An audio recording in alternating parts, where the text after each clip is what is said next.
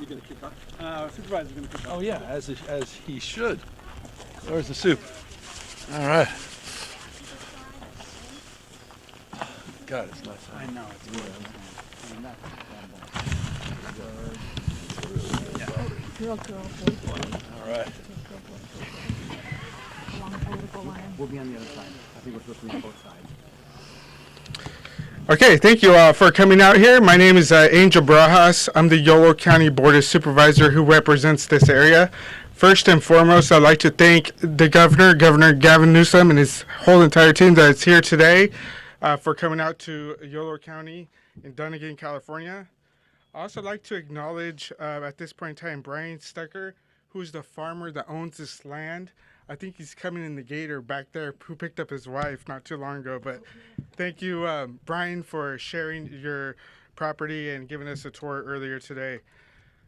We're all in this together. Since we took the necessary actions to protect our water supply in extreme drought conditions, Californians sacrificed and adapted. Over the past few years, the state has taken swift and strong action to boost water supply and capacity. And now, after winter storms dumped an unprecedented amount of rain or snow, and California, conditions have changed dramatically in many parts of the state since late December. In response to current conditions, the state is staying nimble, updating policies to best serve Californians while keeping a watchful eye on the future of our water supply. But we have to sober to the fact that it will take more than a single wet year for groundwater levels to recover in many parts of the state. Long-term water supply challenges remain, like the Colorado River and slow to recover groundwater supplies.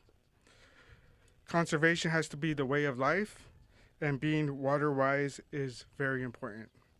And I'd like to turn it over to our CDFA Secretary, Karen Ross.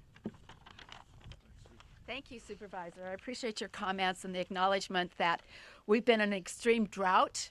And as I stand here today, we also have parts of the state that are battling extreme floodwaters. And we want to be mindful of the impacts to those people, not just what's happening in the field, but in the small towns, and just what it means to the people who are dealing with huge volumes of water. But as we face a hotter, drier future, what is happening here on this farm is something that with Governor Newsom's leadership, we are going to do more of, and that is protect and recharge our underground aquifers. Taking advantage of those atmospheric rivers when they do come, capturing that water, moving it on to open fields and retention ponds like this so that it can infiltrate into our groundwater. That takes good planning, it takes investment, and it takes the infrastructure to be able to do it. Part of that planning is understanding what are the right places so that we're doing responsible underground recharge. The capacity of our aquifers for water storage, which is a part of our future, is 850 million acre feet. Right now, with all of our surface storage, we've got 50 million acre feet capacity. So you can see the challenge, but the opportunity is what's happening on this farm and what we want to make sure happens up and down the state of California. So far this year, the State Water Resources Control Board has approved the permit process for almost 800,000 acre feet of underground recharge to happen through the projects that have been approved. That just shows us that it is possible, even in a hotter, drier future. With good stewardship, being mindful of we're borrowing from the future. If we don't recharge our groundwater basins, we can take the actions today to preserve this precious resource for generations to come, for healthy communities, healthy agriculture, and for the good of the state of California. With that, I'd like to introduce my good friend and colleague, Secretary Garcia.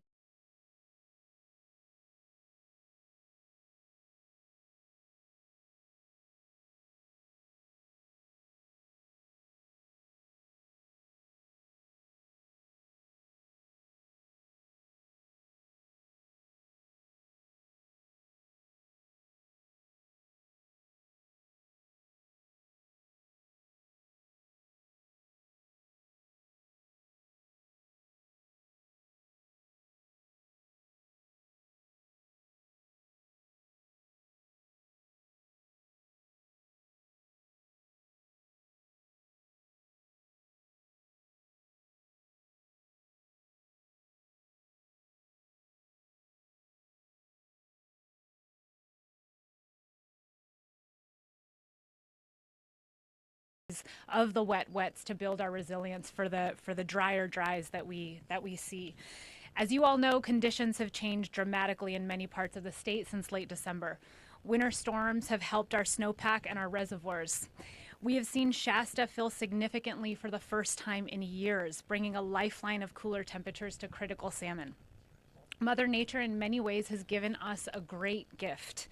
But as Secretary Ross said, we know that too many Californians are still experiencing risks to their livelihoods and their lives through these floods. And it's important that we are able to protect lives and livelihoods through groundwater projects such as those that we're seeing here today. Groundwater basins have also been depleted by years of overpumping and drought, and those will take time to recover. And the communities that rely on groundwater continue to need assistance and long-term support for infrastructure and planning. Our tribes and other government partners all across the state also continue to rely on our partnership and us on theirs in preparing for drought as well as flood impacts. Luckily for us, as Californians, we are guided by the leadership and steadfast resolve of our governor, who is willing to roll up his sleeves and steer us in the right direction time and time again through what I think we can all agree are uncharted waters. And again, today we've taken decisive action to act nimbly considering ever-changing conditions. I want to note that today's announcement is rooted in carefully managing the many impacts that come from the whiplash we are all experiencing. Today's announcement builds on the governor's commitment to provide clean and safe drinking water to thousands of Californians who rely on groundwater supplies. It prioritizes key conservation, efficiency, and data collection so we stay apprised of changing conditions, and it preserves protections where we need them the most.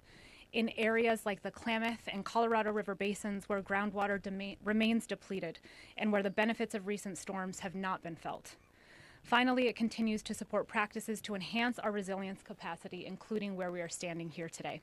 I'm proud and honored to be here today for this announcement, and most importantly, to continue to engage in our work to protect our most vulnerable communities, our ecosystems, and our resilience. Thank you. And now I will turn it over to Secretary Wade Crowfoot.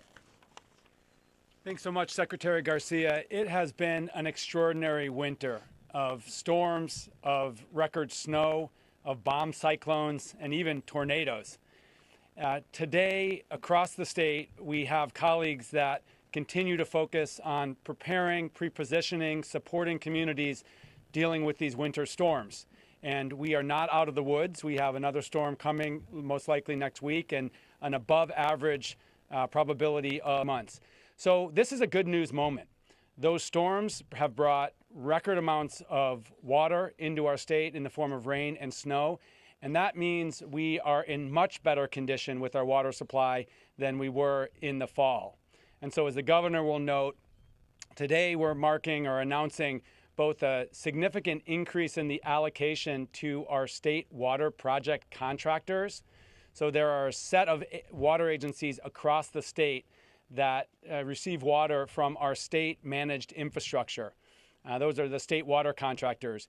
They provide water to 27 million Californians. And so our partner, our agency, Department of Water Resources, today will announce an increase in the allocation from 35% to 75% allocation, which means more water supply for communities across the state. In the Bay Area, in Southern California, the Central Coast, and the Central Valley. And as the governor will note, we're also taking this opportunity to modify the emergency drought proclamation, which is important at this time. It's important to note that while our water supply situation has improved significantly, parts of the state continue to experience water shortage, from the northern border and the Klamath Basin to those communities that rely on Colorado River water. So there are parts of the state that still are experiencing water shortages. We also know that communities across the state continue to suffer the impacts of a multi-year drought, including major depletion of groundwater. There are still communities today that we are providing emergency water to based on this multi-year drought. So for this reason, we're talking about modifying the emergency proclamation versus totally removing it. But to share more, I am excited to have with us, of course, Governor Newsom. Governor Newsom. All right.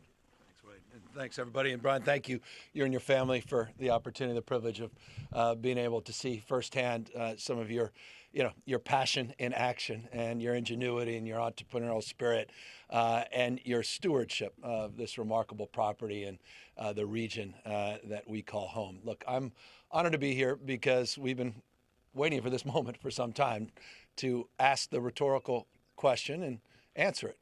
Are we out of the drought? Is the drought over in the state of California? And what I want to affirm your instinct that it should be, it feels like it is and continues to be complicated.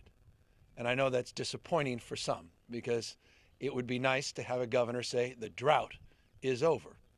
But unfortunately, the complication requires nuance. And today we're advancing a more nuanced advancement of some of our executive orders, 81 provisions that have been laid out since April of 2021, in substantially reducing those number of provisions on the basis of what has occurred over the course of the last number of months. I will remind you, we came out of the 3 driest years in recorded history. In the last 3 weeks, we've experienced still debating whether 1862 eclipsed the last 3 weeks in terms of this being the wettest 3-week period in California history. So when we talk about weather whiplash, we talk about extremes. No denying that reality for those that have lived through that reality here in the state of California. So it is incumbent upon us to recognize that and to recognize that the conditions have radically changed throughout the state, but not enough in places like Klamath and around the Colorado River Basin to call for the end of the drought in California. In every other part of the state, substantial improvements with one major exception, and it's what brings us out here today, and that's the issue of groundwater. And that's why it's incumbent upon us to continue to maintain our vigilance and maintain some provisions of the executive order to allow for fast tracking of groundwater replenishment projects, stormwater capture, and recycling programs here in the state of California. So from 81 provisions down to 33. The reduction in provisions include the following. We're eliminating that 15% voluntary requirement or voluntary conservation target. We are eliminating the mandate of mandates, what was referred to as level 2 drought application of the 450 or so water agencies in the state of California to advance their own localized mandates as it relates to water conservation. So those 2 provisions pursuant to the executive order that I'll be signing today will no longer be in effect. I'll remind you in December, and I want to thank the people of the state of California, we hit 17.1% water conservation in December. That 15% voluntary request came out well over a year ago. It was stubborn for a while, and then people finally picked it up. But as Wade said, as Secretary Crowfoot said, we need to, and the supervisor made this point as well, be mindful that we've got to conserve as a way of life. And as a consequence of that, we're not going to pull away from some of our wasteful practices and try to mitigate and reduce those wasteful practices. So we're going to maintain provisions as it relates to ornamental irrigation and folks out there, washing down their driveways.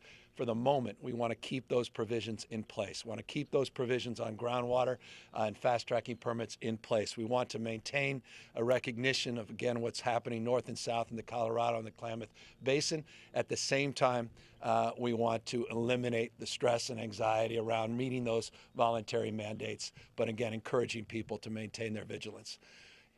Wildfires end, that doesn't end a state of emergency. So we're going to maintain the drought components as we address the consequences of 3 years of major drought. And that's foundational, again, in the executive order that we're advancing here today. I should note, and I'll repeat for those that are not familiar, that this state has put an unprecedented amount of resource into improving and modernizing our conveyance, our diversion infrastructure, investments in groundwater replenishment, and strategies around stormwater capture. I can't make up the last 40, 50 years, but I can demonstrably say that $8.6 billion that we've approved in the last few years, we're putting those dollars to work. We're fast-tracking the time to these projects and the permitting in these projects. Just on March 10th, I advanced another executive order to take advantage of some of these more extreme weather patterns coming in, the 12th atmospheric river that we just experienced a few days ago. And we're doing everything we can to continue on those long-term projects, including sites nearby, including projects that were set forth in the 2014 bond, Proposition 1, 2.77 million acre feet as components of those 7 storage projects, above ground and below ground. But again, emphasis now on a deeper understanding, appreciation, and respect for Mother Nature and her storage capacity.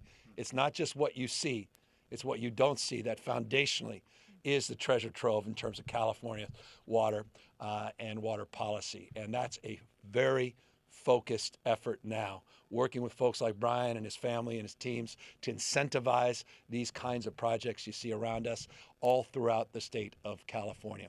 At the same time, restoring some of our natural systems and wetlands and creating flood protection that is more historically traditional than some of these levees, of which, of course, will invest more resources in protecting communities and farms and the like as it relates to levee protection as well. So $8.6 billion, 142 specific actions, an updated plan with numeric goals on stormwater capture as it relates to recycling and groundwater replenishment, 800,000 acre feet, 500,000 acre feet, 250,000 acre feet, and a time frame that does justice to the frustration many of us have in the state to getting things done. And again, that comes back to why I'm here. We're not eliminating that fast track authority. I want to keep the momentum. I want to move these projects. We have strike teams on these larger projects. We've got point people that are now accountable.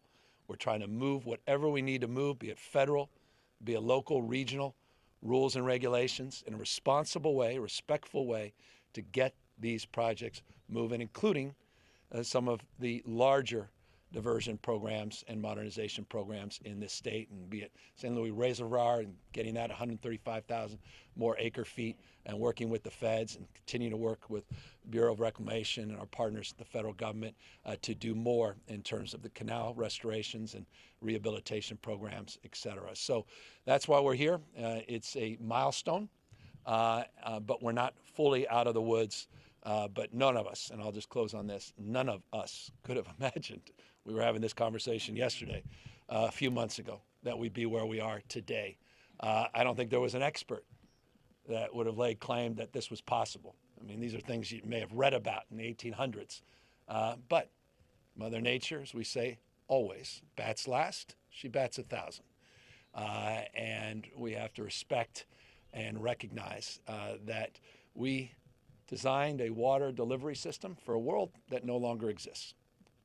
When we talk about the hot's getting a lot hotter and the wet's getting a lot wetter and the dry's getting a lot drier, it requires us to reimagine a water delivery, storage, and conservation system in this state. And I want the folks of California to know we take that seriously with a sense of deep urgency, mindful of how quickly conditions can change, and with a deep appreciation that the economy and the well-being and livelihood and health and safety of millions and millions of Californians is at stake if we do not meet these moments and continue to maintain our vigilance. So with that, I will sign the executive order and we will move forward in terms of processing these new provisions and eliminating many other provisions related.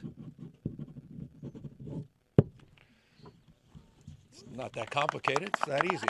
So with that, we are happy to answer any questions. Governor, this is Adam Beam from the Associated Press.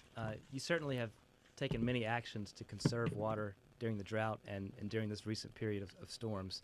But there's some environmental groups that have criticized your management of the water, saying that it has come at the expense of fish and other endangered species. I know the commercial salmon fishing season is likely to close this year. And so I'm just wondering, with that in mind, do you feel that your policies have been, broad-based, or do you feel that they've done some harm to the environment? No, absolutely not. And please, and Adam, you know this well, that what occurs with the salmon, that happened 3 years ago. So anyone who suggests otherwise is being purposely misleading or unknowingly misleading. I think it's more the former often in terms of what I hear out there and some of the extreme statements that are made. We have experts advising us. I take these issues seriously. I'll take a backseat to no governor in the United States of America in terms of my environmental stewardship and passion.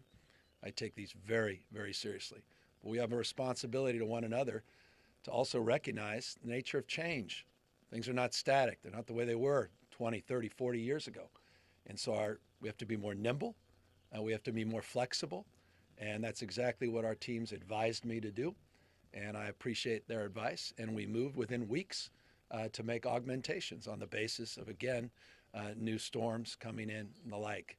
I should note, we have one conveyance project with many of these same groups opposed that could have captured some 228,000 acre feet just in the month of January that would have allowed us more stored water also for salmon and smelt, hatch and other, to make sure during those warmer months that we have cooler water and water flows. So no is the answer to the question.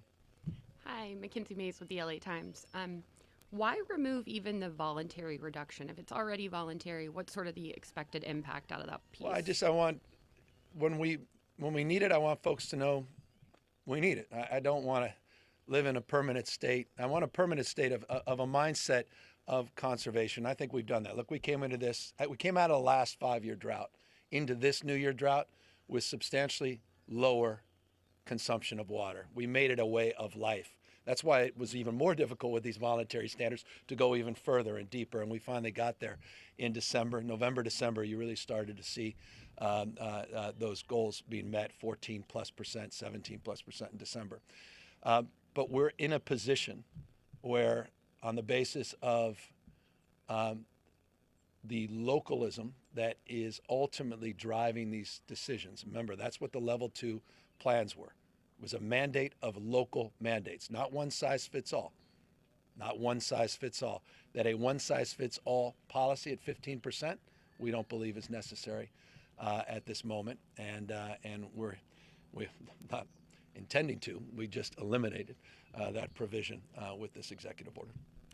Governor, thanks for taking the time. It's Eitan Wallace here with Nexstar. And I don't normally mention all the stations I report for, but just for today, it's KSWB at Fox 5 down in San Diego and KTLA in Los Angeles. The reason I mention that is because, as you already mentioned, the Colorado River, yep. For those folks, what do you want those folks to know, though, down in San Diego who rely on that, and also, I guess, Klamath as well, though, up there, about their situation and how this impacts them? Yeah, I mean, we're not out of the woods. Klamath, not out of the woods in the Colorado Basin. I was just down there with the team a few days ago in Imperial County. We were talking to some leaders in that region and only underscoring, highlighting the hydrology in that region and the unique conditions that persist. As you know, we're one of 7 states that are users, including Mexico, of the Colorado River. We've been negotiating terms of reduction in terms of the use of the Colorado River. We all agree universally that we need to reduce consumption. It's the application of how that we continue to pursue.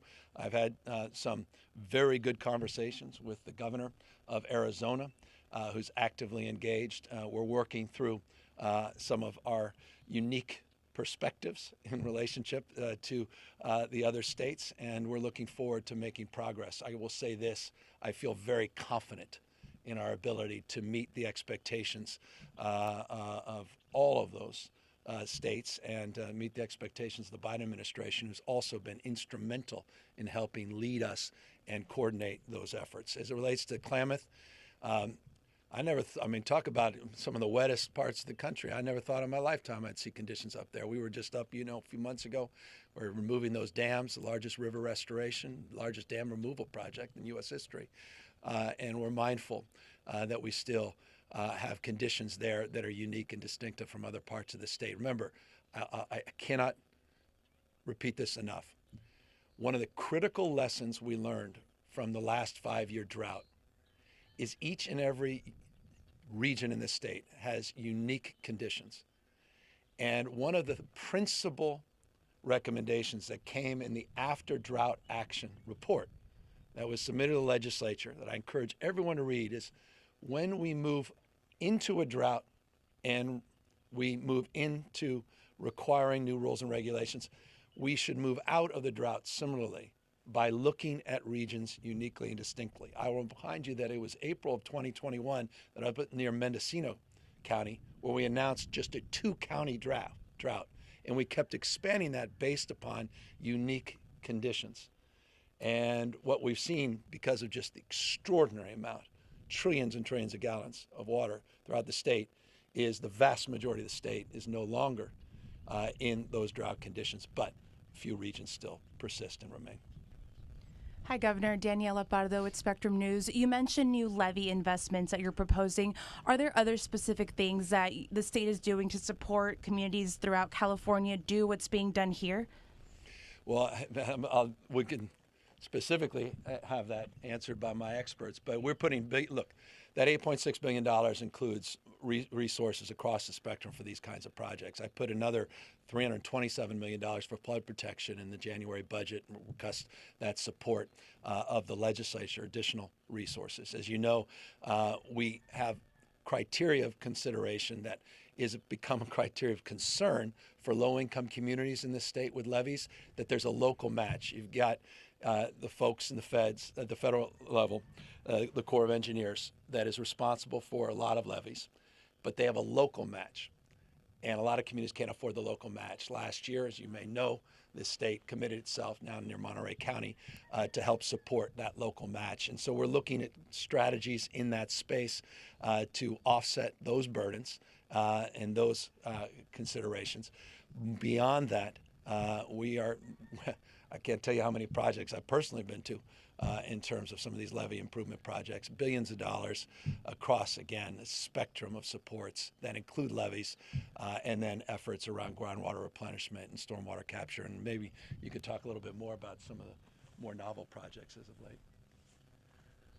Well, I would just start by saying, since 2019, when we've been in the grips of this drought and flood was very distant from everyone's mind, our governor, our legislature continue to make those flood investments, over $1 billion, that drew down almost $3 billion of federal funding. So the good news has been that continued investment in flood safety. Now, we've also been focused on building out more natural infrastructure to protect communities from floods and these multi-benefit floodplains.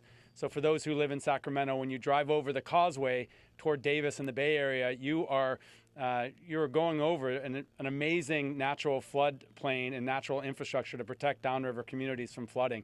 So there are hundreds of millions of dollars into those projects as well. And then as it relates to groundwater recharge, we know that fields and landscapes are passively being recharging as the rains have flowed into California or come down. But we also know that managed recharge projects to actually concentrate waters and floodwaters to soils that can quickly percolate into groundwater basins is a critical, important part of our infrastructure future. And our Department of Water Resources has funded dozens of projects in the last 2 years alone with hundreds of millions of dollars of the funding that the governor referenced. So these are projects like the ones that you're looking at here today across our state focused on expanding groundwater recharge. Hello, Ashley Zavala with KCRA3. Governor, I know your administration is bracing for challenging river conditions this spring and summer, potentially, also historic snow melt. How is your administration preparing for that aspect of all of this? We're mapping all that out. I mean, we have a snowpack last week, 227% of normal, basically 2 years of snowpack now in the Sierras, which is just extraordinary. And we're very mindful.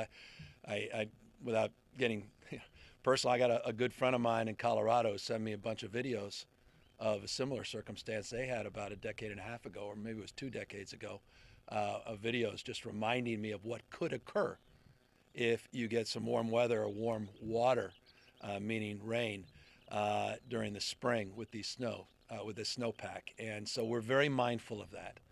And that's why we're eager to maintain the provisions in these executive orders that allow us to continue to move forward aggressively, continue to protect these critical areas, and to focus again on a socioeconomic frame, which is just highlighted and underscored by what's happened on the Central Coast and the Central Valley, and and the challenges we're experiencing. We have our whole team out there right now, Office of Emergency Service everywhere else in Tulare Lake Basin, trying to address those critical issues. So deeply mindful, and we'll be very aggressive in terms of being focused on pre-positioning of assets and making sure that we're communicating to the public those risks in real time. I know you didn't want to do a one-size-fits-all approach to this drought situation. The only, I guess, one-size-fits-all portion was the decorative grass watering for institutions and businesses. I mean, and I know no one's probably clamoring to do that right now, but is there a sense of when that portion of all of this would be lifted? Yeah, I mean, we're not ideological about it. It just, what I appreciate is a recognition in these big industrial office parks that why are we doing that when we're asking people to conserve water? By the way, 600,000 acre feet was conserved through those voluntary requests. It just doesn't make sense in an environment that is radically changing. I mean, we deal with this mega drought, 1,200-year mega drought in the western United States. And this is not atypical. You have these extreme years. Remember, the last decade, we've had 2 of the wettest years in modern history. So we're likely to go right back into the old ways. And I just think it'd be a mistake to too quickly pull the trigger on that when people are starting to absorb an appreciation, understanding that may not be the highest and best use of water. Hi, Governor. Laura Cordy with Politico here. We hear often criticisms about being in a constant state of emergency. Why pursue these measures through executive orders instead of working with the legislature? Well, we're trying to balance we do that all the time. I mean, there are provisions pursuant to extreme droughts and require immediacy in terms of movement and momentum. And these provisions are well established and foundational with states large and small across the country. As it relates to moving quickly, as it relates to storms, the capacity to do that legislatively does not present itself. And so these provisions we think are appropriate on that basis. But legislature has been incredibly supportive of the vast majority of these principles, I think, across the aisle in terms of doing what we can to capture these extremes. And I think they'll see the wisdom, particularly on the groundwater side of this, to protect those provisions in our executive order going forward. And then another question. Your January budget proposal maintained most drought funding, but did not provide funding for flood protection organizations like the Central Valley Flood Protection Bureau we're asking for. Are we going to see changes in the May revise to that? Yeah, we're assessing everything in the May revise, including our economic outlook, which is not necessarily going in the right direction. Preview. So we're going to do what we can, but I appreciate the foundational point you made, that we protected and preserved the vast majority of that funding, and that's important to note. And that's suggestive of what you may see in the May revise, continuing to maintain that vigilance. And obviously on the basis of what's occurred in the last few months, augmentations in terms of the resource allocation and strategies that we'll be working with the legislature on. Morning, Governor. Rachel Wolf, CBS 13, Sacramento, KOVR. And I've been told to say I'm the last question. You don't have to, but I appreciate that. Just so you know. Okay, so we are talking about an easing of the voluntary restrictions. Yep. Is there going to be an easing in terms of a push to meter private wells in the state of California? Well, that's... I'll ask my SGMA experts here that can talk more about that. Karen, you want to talk about SGMA, or you want to talk a little bit more about that? Well, I'll just say briefly, SGMA, the Sustainable Groundwater Management Act, passed in 2014, all focused on protecting this incredible resource we have below ground. In a regular year, up to 40% of our water supply we pump from the ground, and during drought, up to 60%. So we need to continue to bring our groundwater basins into sustainability for the future of California. And part of that is continuing to improve the measurement of our usage of groundwater basins. SGMA is all about local leadership, and so local communities are deciding how to manage the groundwater basins. And part of that is continuing to improve the measurement of how water is being used.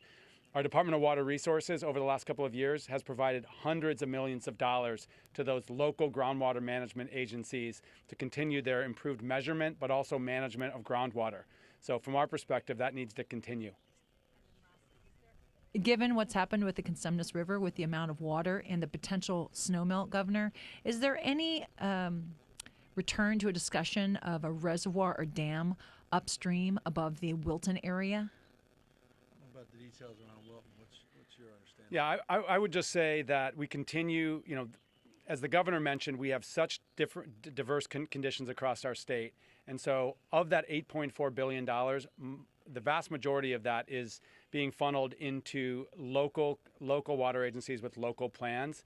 And so coming out of this winter, I think we'll be working to assess, how those local plans change, if those local strategies change. And then as proposals come forward, I think we will very much want to assess them toward understanding how they can improve flood safety and also water supply. Thank you. Look, the magnitude of what we've all experienced requires us to quickly assess and reassess and reimagine our entire water storage and delivery and conveyance system. None of us are naive, and so none of this is static. That's obviously consistent with some of these executive orders and some of the actions we've taken.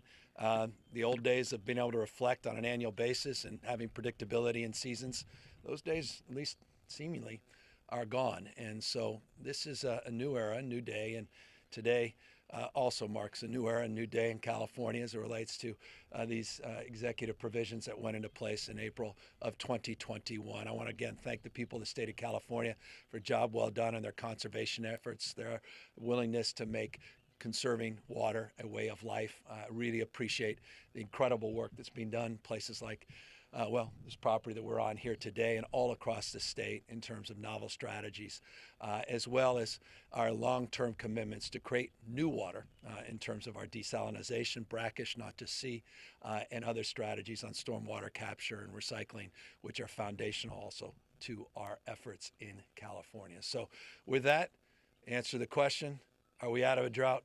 Mostly, but not completely. Thank you all very, very much for being here.